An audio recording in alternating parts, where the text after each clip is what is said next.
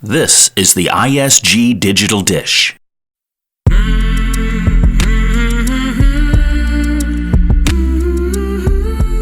Welcome to the Digital Dish, a podcast for women's voices and perspectives in the digital world.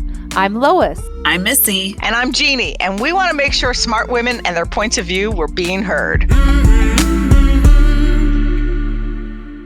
Welcome, everyone, to this episode of the Digital Dish. It's me, Jeanne Cuff. Lois and Missy are both very busy, which is great for us, but they will be a part of the wrap-up. Today we have a couple of special things.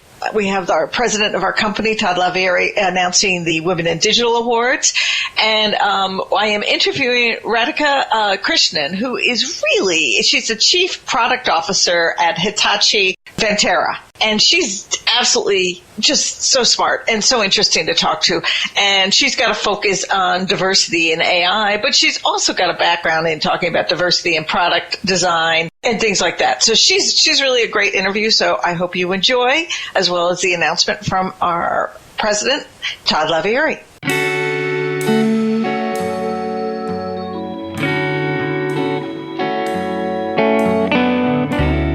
Todd Lavieri. I'm the Vice Chairman of ISG and President of the Americas.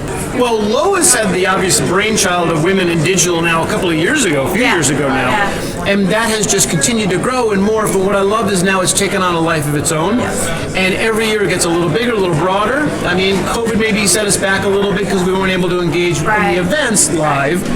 But then this idea of these awards was inspired. I was truly inspired. Yeah. So, I want to thank you for supporting that and supporting Digital Dish, because that has been a big part of getting these women and getting the voices of women out. So, you guys have supported that all along. Absolutely. So appreciate it. No, absolutely. Happy to do it, and I can't wait to see who the nominees are, who the winners are, and how this whole thing unfolds this year.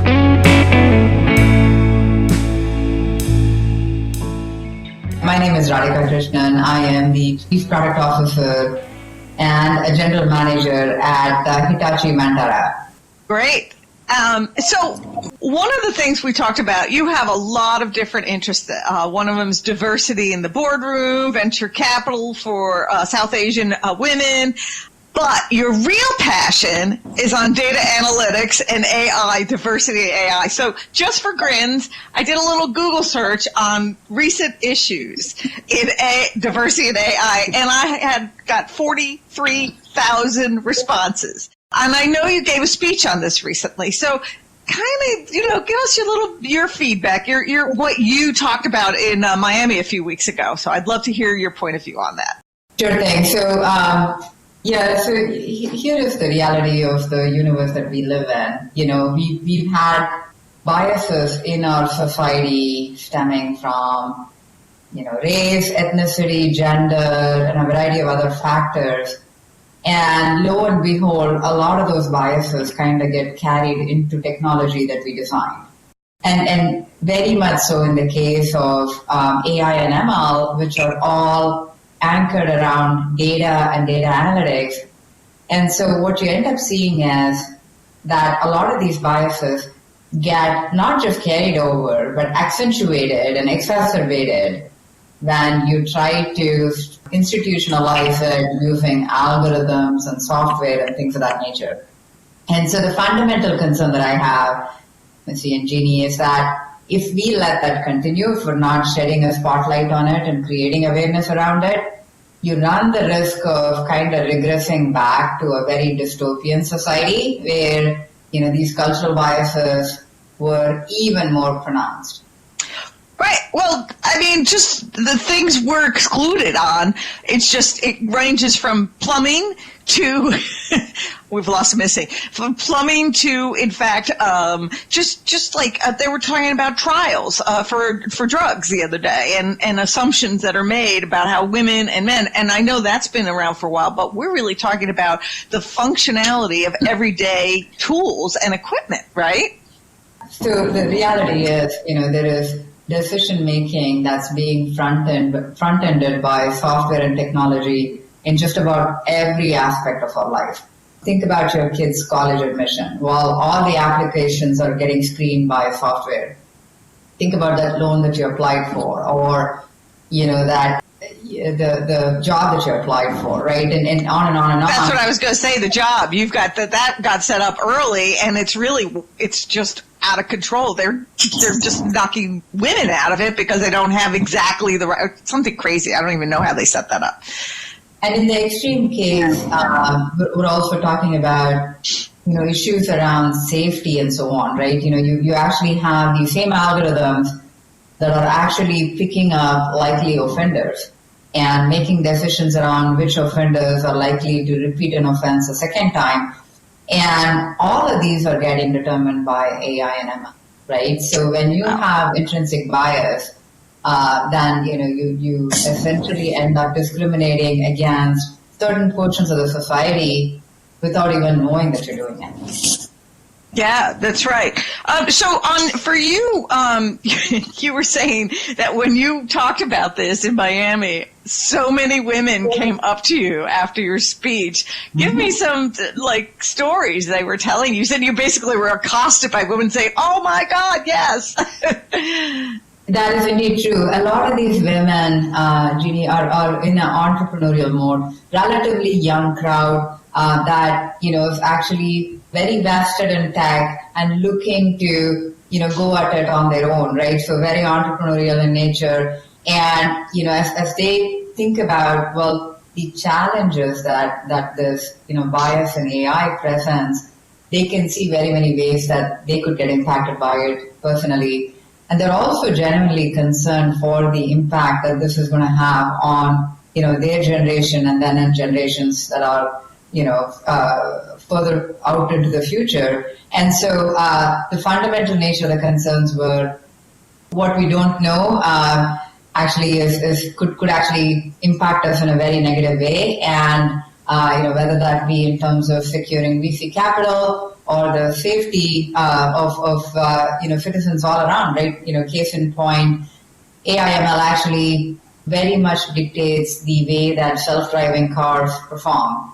And so, likelihood of you being able to pick up a darker skinned person or a more diminutive person is actually minimized, right? Because the dummies that they use and the simulations that they use are more representative of a large male. And so things like that actually start to impact you in a very real manner. And so that was the fundamental nature of their concern, right? I mean, this has such far-reaching effects that this could actually, pretty significantly impact the quality of your life.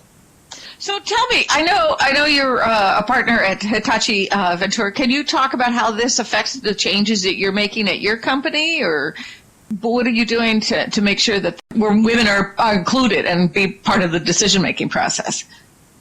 So it's a lot of this comes down to awareness.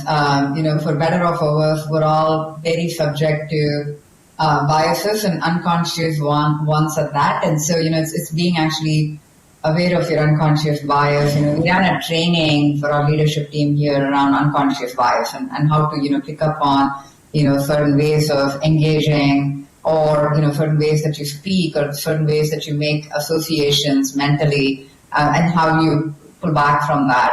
As well, one of the areas, Jeannie, that I feel personally passionate about is ensuring that there is diversity in the teams that are designing and building products, right? And so by doing that, you get that pool of representation, which essentially keeps you relatively steering clear of the pitfalls that you could run into otherwise. Wow, yeah. So, what would you say to younger women, and I know you've had this conversation with a few younger women, of ways to approach any of the challenges that they might see if they want to get into a technological flow or they want to be part of a risk management or any of these industries, which are, as we have pointed out, it affects everything, medical, everything. What would you advise? What would your best say to both the young women looking for the positions, and because I always like to support the young women in getting more and more, of course that's what it's about, getting more women into digital. So what would you say to them?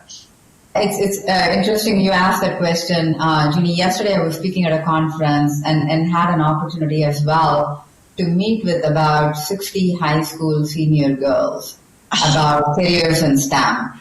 And it was a very fulfilling hour that I got to spend with them. Lots of questions around how they can get into the STEM field. Some amount of concerns around, am I still going to be considered quote unquote cool if I do, something in STEM? Because people are typically perceived to be dorky, nerdy, all that. And as well, if I really wanted to ascertain whether this matches my interest, how do I go about doing that? And so we talked about things like networking, informational interviews. We talked about, essentially taking a course, doing internships, and various other things that give, the diverse categories, the minorities, an exposure to tech and to STEM, right? And that is one way that we can pretty significantly start to create that pipeline that we need in order to, build out that diversity in our product design teams, right? And as well, supporting these minorities through their career as well. I hear these pretty dramatic statistics around the drop-off that occurs even further out, right? I was told that this drop-offs that happen at regular stages, including when women are in their 50s. And so how do we provide an environment that allows women to thrive and flourish and be able to bring their best to both their personal and professional lives, right? Such that we're able to preserve that diversity all across. So those are some things that I think are well worth giving thought to. Some of these probably need to get institutionalized. We need to have regulations around these. Some of these I think we should do at a corporation level and at an individual level as well.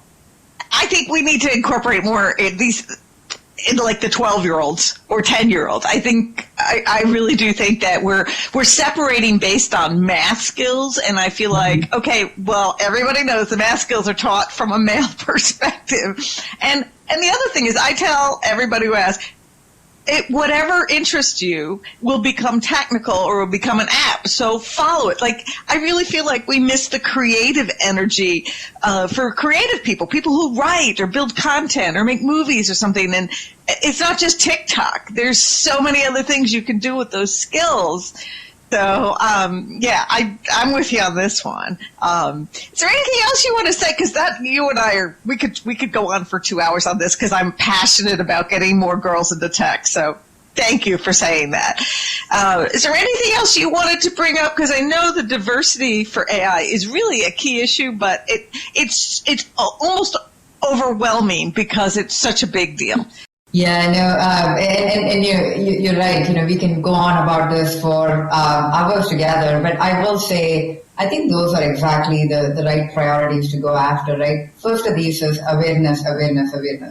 Knowing that, sometimes when I'm out at these conferences and talking to people or talking on the stage, people come up to me later and say, I did not know that, and we have to change that, right? We have to create a high level of awareness around how technology and software and AI and ML are very differently changing our lives. And then we need to also ensure that there are regulations around AI and ML, right? Because it's fairly unregulated right now. How do we ensure that we have explainable AI?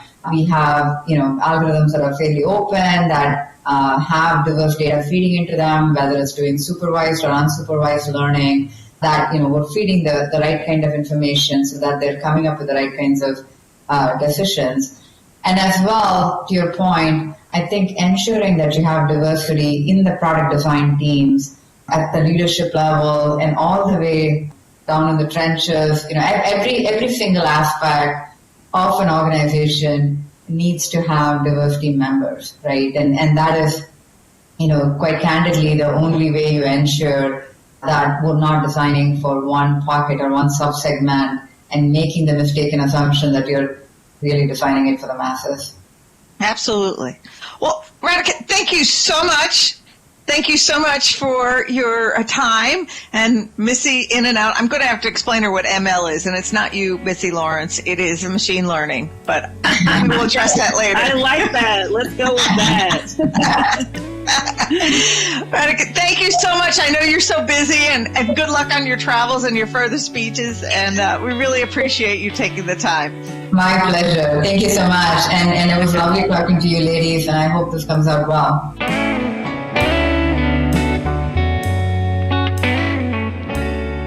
that was pretty interesting, and I am looking forward to seeing what Missy and Lois have to say about the interview with Radhika. So enjoy. Hey, Lois. So what did you think? Oh, it made me a little bit sad because I was hoping there was more progress happening. I mean, I kind of remember talking about this. Well, really, actually, we've been probably talking about this for 15 years. I remember when my daughter started elementary and she just graduated from high school. And the big thing was we got to get girls in STEM. Yeah. Because you start them young. So then they're coming through the process, and, the issues that she was bringing up about we need more diversity within our engineering, our development teams. That's how we're going to make this change. And I was just like, oh, I feel like, did we not make the progress we should have made? I don't know. I know. I found it both maybe invigorating to a different degree, because I feel like it's a different way of inserting women into digital. So I think maybe 10, 15 years ago, it was, let's just get women into IT department roles. Now it could be a woman could be in any type of a role, and that role could overnight become digital. Yeah. So I kind of took it a slightly different way that encourages me a little bit more than maybe like bums you out. That's like, we're still having the conversation.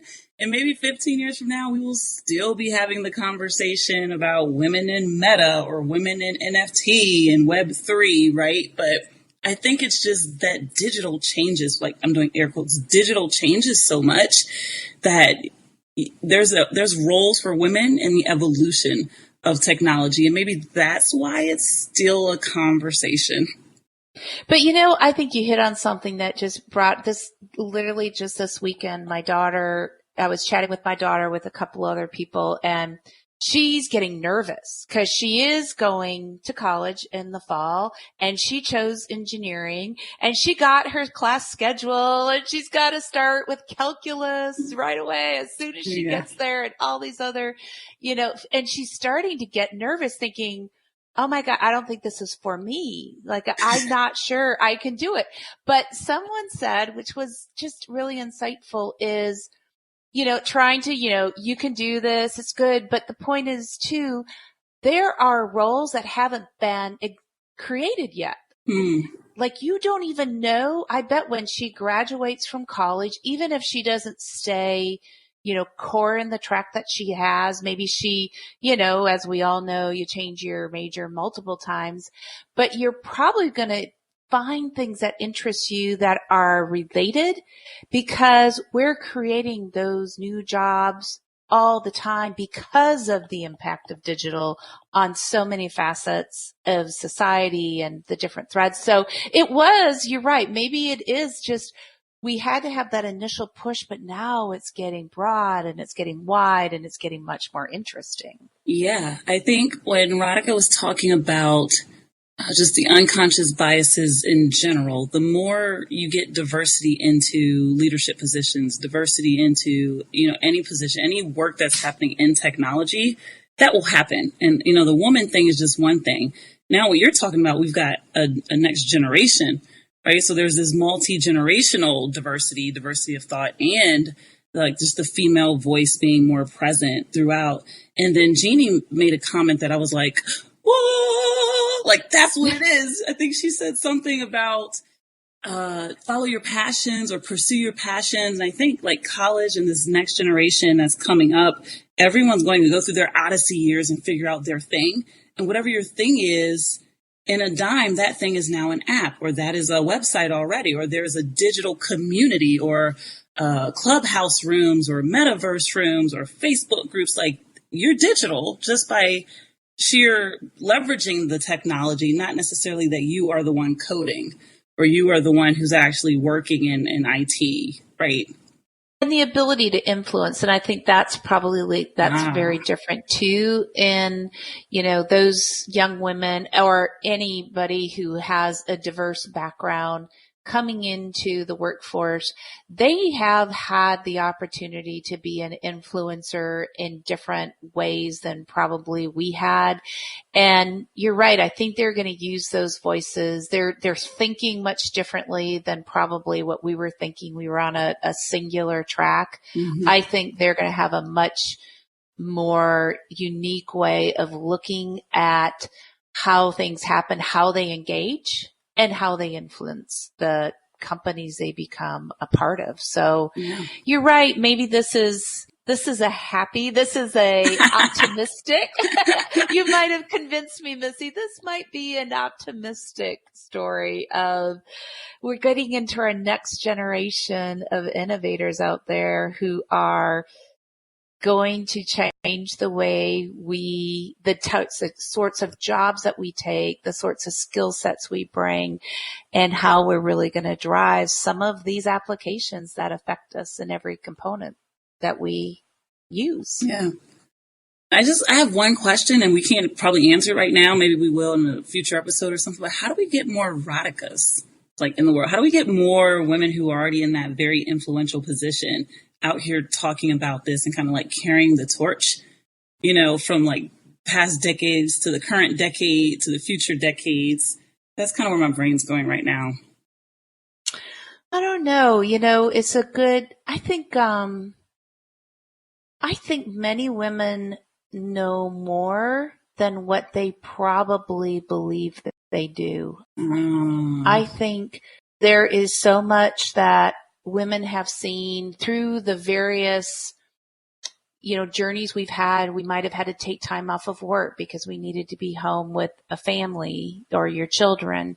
You may needed to have to be much more creative in how you work during the day just because of different, things that pulled on you. I think that there are many of us who've probably had that sort of unique journey, but that's a strength, and we need to take that and be more of a voice probably in what we do every day. We just don't realize we have that experience to really make that impact. And I think back to what she was talking about, if we get more of that real world challenge, what we've all been involved in from a societal and family perspective, and bring that to our work, that would really make the difference. Thanks for joining us on ISG Digital Dish. If you like our podcast, subscribe and please rate and review us. Thanks.